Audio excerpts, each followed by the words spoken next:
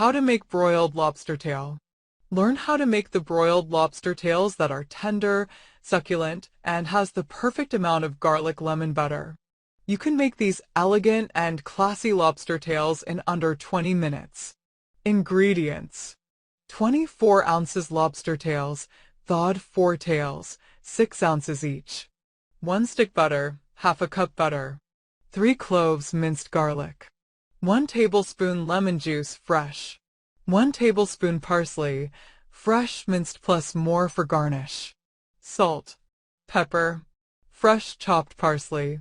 Butterfly lobster tails. 1. Use kitchen scissors to cut through the top shell of the lobster tail, stopping at the base of the tail and snipping through the top portion of the meat as you go.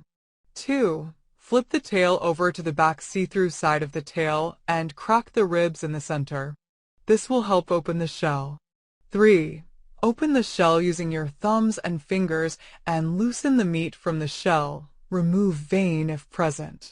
4. Keep it attached to the base of the tail, then life the meat so it's resting on top of the split shell. 5. Now you're done. Brush the lobster with the lemon butter and broil. Broiled lobster tails. 1. Preheat the oven broiler and move the oven rack about 6 to 8 inches below the broiler. 2. In a small bowl, melt butter. Remove from heat and add the garlic, lemon juice, and parsley. Reserve 1/2 of the mixture for dipping. 3. Season with salt and pepper and brush garlic butter sauce over the top of the lobster tails. 4. Broil 10 minutes, brushing with the garlic butter halfway through until cooked through. The lobster tails should be white opaque and internal temperature reaches 145 F.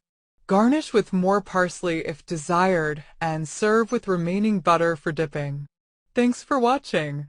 Don't forget to like, comment, share, and subscribe to my channel.